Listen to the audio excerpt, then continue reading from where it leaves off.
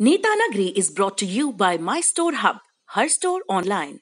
Cooker की अगली सीटी से पहले ना ये ढाबा ऑनलाइन कर देना है।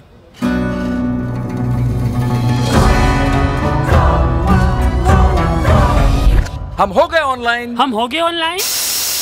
आ गया है माई स्टोर ऐप। ये किसी भी स्टोर को ऑनलाइन करे सिर्फ 15 सेकंड में। माई स्टोर, अब हर स्टोर ऑनलाइन।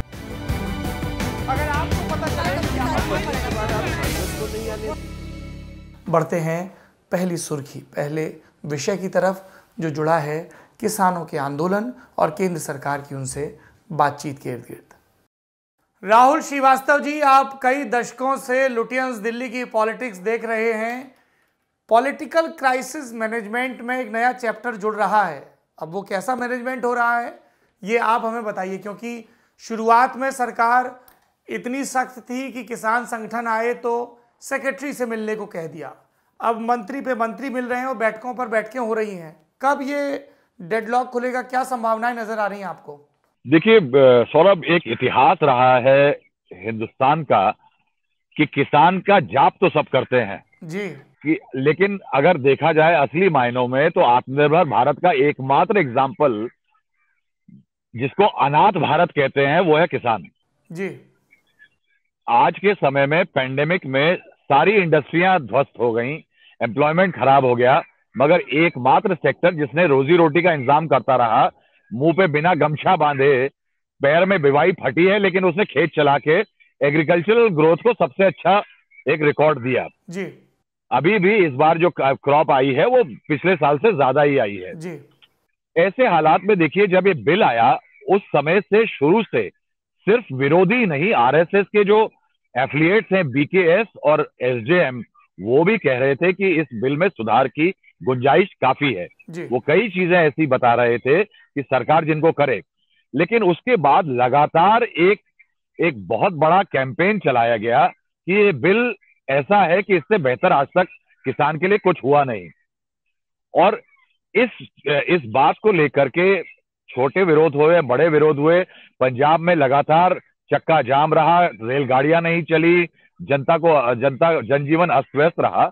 लेकिन जब तक वो दिल्ली के दरवाजे पे आके नहीं बैठ गए और धमकी ये नहीं होगी कि अगले 6 महीने हम यहीं हैं, तब तक यहाँ सरकार के कान पे जू नहीं रहेगी।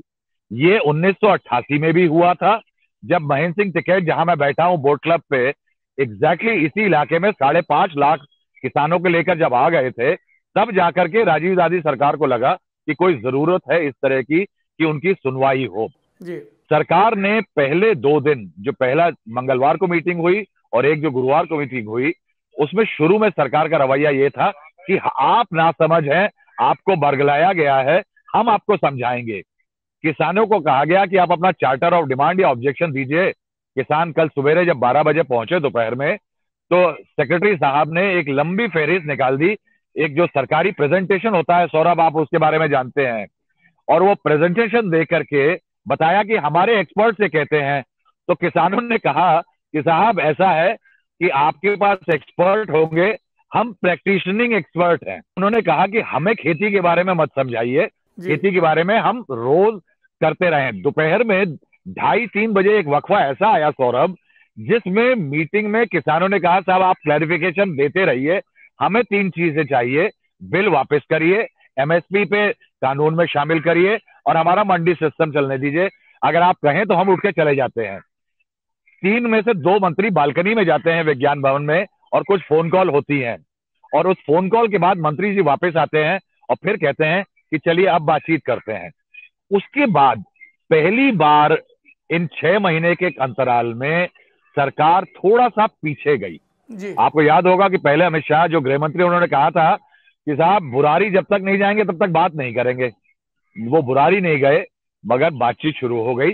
और पहले कह रहे थे कि हम सिर्फ आपकी बातें सुनेंगे और क्लैरिफिकेशन देंगे, लेकिन उसके बाद एक रिट्रीट हुआ। नरेंद्र मोदी भी लगातार, राहुल जी, यही तमाम मुद्दे, नरेंद्र मोदी भी लगातार यही लाइन ले रहे थे कि किसानों को भ्रम में रखा जा रहा है। जितने भी वो सरकारी उदाहरणों में बोल रहे थे वो यही बात कह रहे थे। लेकिन अब क्या आपको ऐसा लग रहा है कि इस प्रेशर को देखते हुए, एनसीआर के डेडलॉक को देखते हुए सरकार के कसबल कुछ ढीले पड़े हैं? बिल्कुल सौरभ, कल पहली बार जब किसान बाहर आए और सरकार के नुमाइंदे बाहर आए, तो तो एक बात तय थी कि ये बिल बिल्कुल परफेक्ट चुकी थी। पहली बार सरकार के लोग ये कह रहे थे कि साहब जो कमियां हैं हम दूर करने को तैयार हैं। सरकार ने एक चालाकी की है सौरभ। सरकार ने पहले किसान कह रहे थे कि बिल वापस करिए, एमएसपी पे आश्वासन दीजिए। सरकार ने कहा आप ऑब्जेक्शंस लाइए। 39 पॉइंट का एक चार्टर ऑफ डिमांड लाया जब किसान, तो सरकार को मौका मिल गया। सरकार ने क्या किया कि जो कई ऐसे पॉइंट थे जिन पे छोटे कॉम्प्रोमाइज करने पड़ेंगे, उस पे सरकार पीछे जाती दिखी। सरकार ने कहा कि हम ये सब चीजों पे बात करने को तैयार हैं। तो जैसे कानून कहता है कि एसेंशियल कमोडिटीज के मामले में एक कोई स्टॉक लिमिट नहीं होगी। किसान का डर है कि कोई स्टॉक लिमिट नहीं होगी, जैसे ही खेती आएगी, पैदावार आएगी, प्राइवेट स्टॉकिस्ट जो है वो अनाज मंडी में रिलीज कर देगा, कीमतें गिरेंगी, वो सस्ते में खरीद के और माल खोस लेगा। बिल्कुल ऐसे मामलों पे सरकार पीछे जाती दिख रही है। एसडीएम के पास जाएगी शिकायत, उसकी जगह अब सरकार बात कर रही है कि शायद कोर्ट की बात हो जाए या पुलिस में कंप्लेंट हो सके। आप सोचिए कि एक किसान अपना माल बेचने जाता है, आप सामान खरीदते हैं, मैं सामान खरीदता हूं, अगर कोई माल में गड़बड़ी करता है तो कोई एसडीएम के पास जाता है क्या? उसके लिए कंज्यूमर कोर्ट है। किसान के लिए मियाद की गई कि वो जाएगा एसडीएम के पास, और एसडीएम जैसा भ्रष्ट सिस्टम पूरे देश में दूसरा कोई है ही नहीं। तो ये सब तमाम जो मामले हैं, इन सब पे सरकार बैकफुट पे आती दिख रही है, लेकिन अभी भी ये तय नहीं है कि क्या वो छोटे कॉम्प्रोमाइज करेगी या किसानों की मेन डिमांड पे 2 कदम पीछे जाएगी। ये कैप्टन अमरिंदर को जो दिल्ली तलब किया गया था, उसके क्या मायने थे जो अमित शाह की और उनकी मीटिंग हुई? देखिए सौरभ, राजनीति में बहुत कुछ जो दिखता है उससे सरकारें इशारे करना चाहती हैं। अमरिंदर सिंह ने करीब 1 महीना पहले सरकार से समय मांगा था इस मामला पे बात करने के लिए। उनको समय किसी कारणवश नहीं मिल पाया, और कारण आपको पता है राजनीति में कई या ये सिर्फ एक होते हैं। उसके बाद गृह मंत्री ने उनको बुलाया, और हैरानी की बात यह है कि उस दिन बुलाया जिस समय किसानों के साथ एक अहम बैठक होने वाली थी। 9:30 बजे सुबह का समय तय हुआ, जबकि किसानों की मीटिंग 12 बजे थी। आप इससे अपने आशय लगा सकते हैं। अमरिंदर सिंह भी कम पके हुए चावल नहीं है राजनीति के। उनकी फ्लाइट लेट हो जाती है और वो ठीक 12 बजे घुसते हैं जिस समय किसान अंदर जा चुके थे। तो अगर एक पॉलिटिकल सिग्नलिंग की कोशिश थी तो अमरिंदर सिंह उससे बच गए। बाहर आके वो कहते हैं साहब मैं अडिग हूं, किसानों के साथ हूं, मैंने तो असेंबली में रेजोल्यूशन पास किया है, और मैं सरकार से कह आया हूं कि किसान आंदोलन जो हो रहा है ये राष्ट्र की सुरक्षा के लिए भी खतरा है और पंजाब और देश की इकोनॉमी के लिए भी खतरा है। तो उन्होंने इस पूरी पॉलिटिकल अपॉर्चुनिटी जो बना दिया, अगर सरकार ऐसी कोशिश कर रही थी उसको बनाने की, तो उन्होंने उसको अपना अपना केक में थोड़ा सा हिस्सा काट के खा लिया। एक सवाल सर आपसे मेरा है, मैं निखिल हूँ, नमस्ते। सर हमने सरकार वाले साइड के बारे में काफ़ी बात की है। हमें जानना चाहते हैं कि जो यूनियंस हैं एक तरफ जो दिल्ली की अलग अलग सीमाओं पे इकट्ठा हुई हैं फिलहाल, उनमें एकता का गोंद क्या है? क्योंकि ये भी आपस में प्रतिद्वंदी यूनियंस हैं जो एक दूसरे के खिलाफ काम करती रही हैं अतीत में। तो ये साथ में कैसे आई हैं, और ये जो ग्लू है ये कितना टिकेगा? क्योंकि इसमें अभी थोड़ा सा टाइम तो लगेगा। सरकार जो रियायतें देना चाहती भी होगी उसमें भी वो थोड़ा वक्त लेगी। तो क्या ये फटीग इस मूवमेंट को ब्रेक कर देगा, या फिर अभी इनके पास वक्त है? देखिए ये यूनियनें जो है किसान के मामलों पे तमाम यूनियन है, तमाम लोग अलग बात करते हैं, लेकिन देखिए ये भारत का 67% आबादी का एक बहुत बड़ा धड़ा है। इनको आप नजरअंदाज कर दें, मैं इनके लिए कहता हूं कि ये इंडिफरेंट गॉड और इंडिफरेंट गवर्नमेंट को झेलते रहे हैं, लेकिन जब मिलने की बात होती है तमाम डिफरेंसेस सॉल्व हो जाते हैं। तो एक कोर ग्रुप बना है, और इसमें अगर आप कहें तो कई लोगों ने इशारे किए हैं कि इसमें कुछ खालिस्तानी घुस गए हैं, इसमें कुछ माले के लोग घुस गए हैं, नक्सली हैं इसके अंदर। लेकिन साहब ऐसा है कि हजारों किसान जब कहीं आके बैठता है तो उसमें माले भी हो सकता है, नक्सली तत्व, शरारती तत्व भी हो सकता है, लेकिन उसकी आवाज देखिए कि वो किसान है और वो बात किसानी की कर रहे हैं। उन्होंने किसी नेता को अपने मंच पे नहीं चढ़ने दिया। तमाम दीपेंद्र हुडा और इधर अजीत सिंह के सुपुत्र, ये लोग गए वहां बैठने के लिए, लेकिन उनको मंच से दूर रखा गया, कह दिया गया कि इसमें राजनीति कलर नहीं आएगा। तो जब किसान इस तरह से उठता है, उसको ये कोशिश नहीं करनी चाहिए कि इनमें मतभेद है। मीटिंग में कल जैसे 2 दिन हुए हैं, उसमें कल हालात ये थे सौरभ कि दोपहर में इतनी नाराजगी बन गई थी कि सरकार ने दिल्ली के प्रेस्टिजियस विज्ञान भवन में बढ़िया खाने का इंतजाम किया था। उन्होंने कहा साहब मेजबानी बहुत अच्छी है लेकिन खाना हम अपना खाएंगे। गुरुद्वारे से एक एम्बुलेंस में खाना लाया गया और उस एम्बुलेंस अलग बैठ करके जमीन पे इन किसानों ने खाना खाया। इसमें महाराष्ट्र के भी थे, यूपी के भी थे, पंजाब के भी थे, हरियाणा के भी थे, हिमाचल के भी थे। तो कहा यह जाए कि ये कैसे साथ आए हैं, शायद जरूरतें इनको साथ ले आई हैं सौरभ, क्योंकि देखिए एक बहुत नया सिस्टम, बहुत नए प्लेयर और एक पुराने ढांचे को थ्रेटन करने वाला सिस्टम लाया गया है जो कि किसान के परसेप्शन में पुराने सिस्टम को नुकसान पहुंचाएगा, पुराने रिश्तों को नुकसान पहुंचाएगा। इस कारण से किसान की जो नाराजगी है और उसका विरोध है वो जायज है। देखिए ये आम चीज नहीं सौरभ, 2.96 लाख किसान 1995 से आत्महत्या कर चुके हैं, कारण कोई भी रहा हो। इतना बड़ा धड़ा, यानी पिछले 2-3 सालों में 10 फार्मर सुसाइड रोज होते हैं। और इस चीज को यानी फैज साहब 1948 में लिख गए मौजे सुखन में कि ये हंसी खेत फटा पड़ता है यौवन जिनका, इनमें फकत भूख उगा करती है।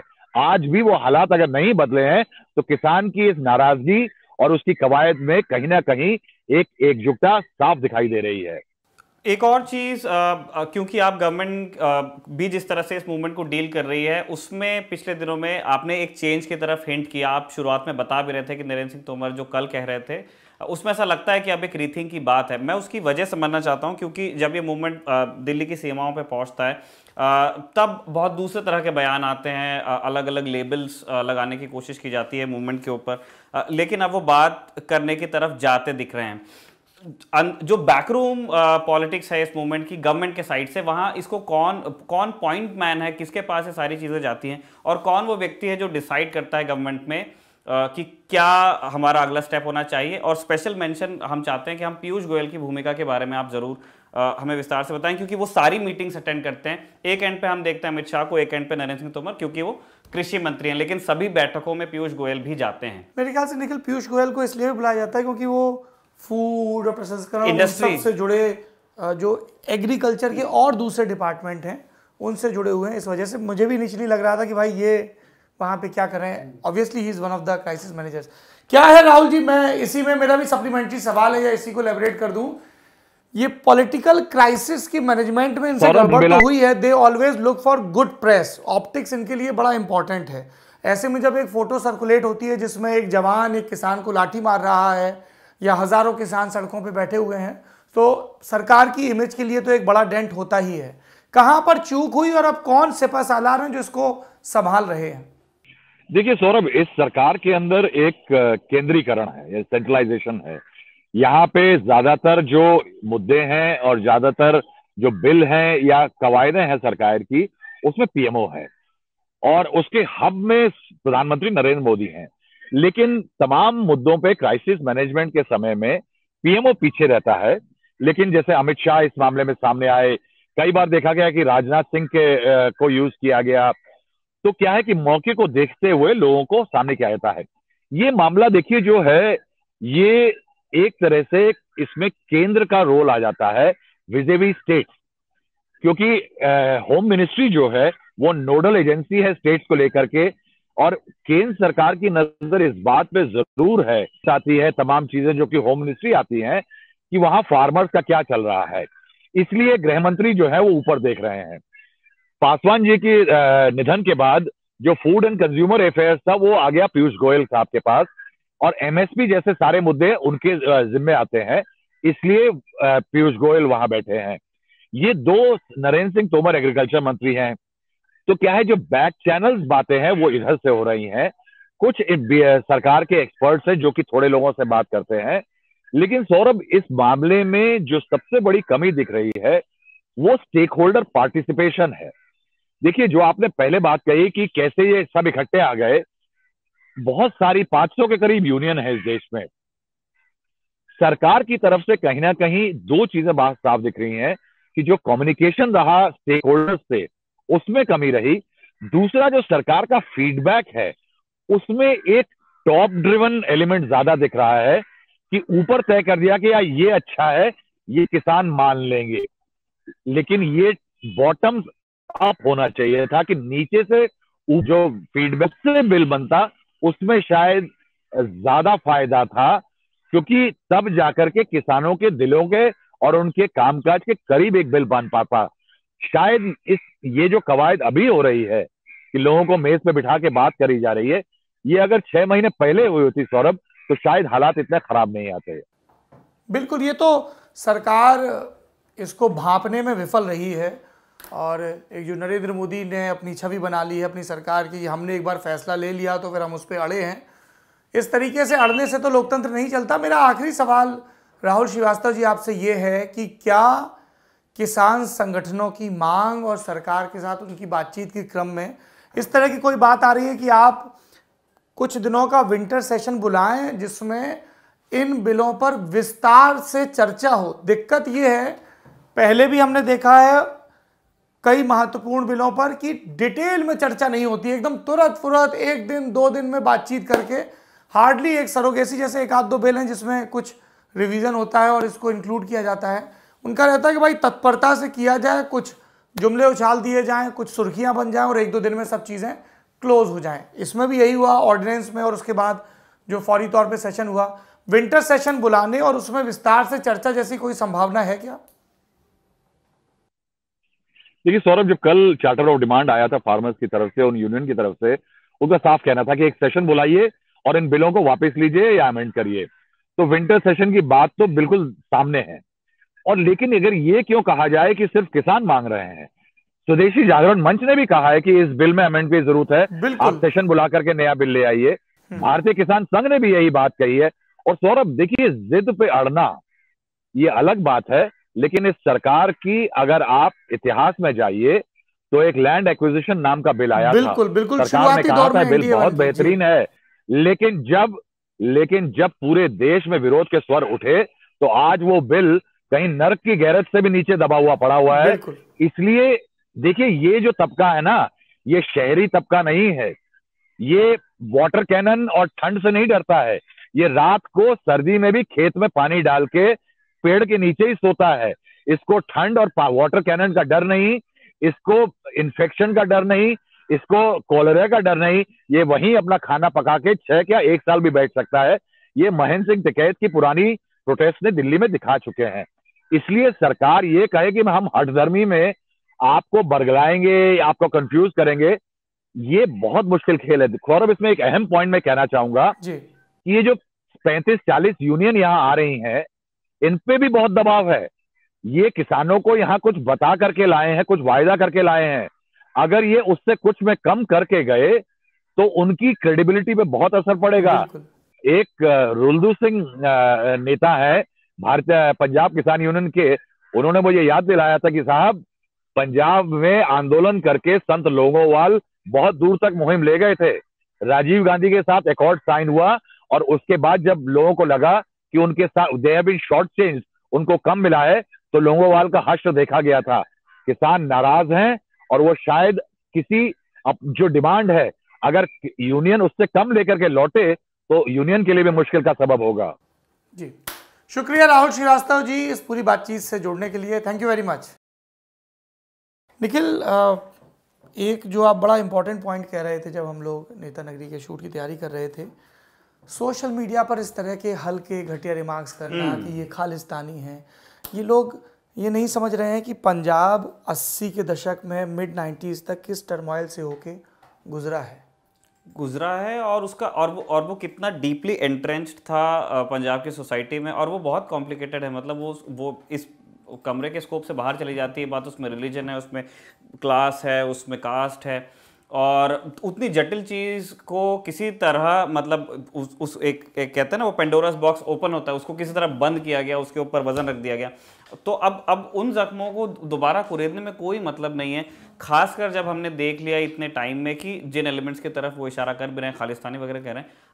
अगर आप ट्विटर टाइमलाइन उठा के देखेंगे तो आप 100 वीडियो देखेंगे तो एक हो सकता है। खुद पंजाब में उनके रेलेवेंस को खत्म कर दिया गया है। जब भी आप गोल्डन टेम्पल में जाएंगे तो गोल्डन टेम्पल में एक म्यूजियम है, ठीक है, उसमें इन्होंने जो लोग ऑपरेशन ब्लू स्टार में मारे गए थे, चाहे वो जनरल सुबेग सिंह हो या भिंडरा वाले हों, इन सब की फ़ोटो वगैरह लगा रखी है।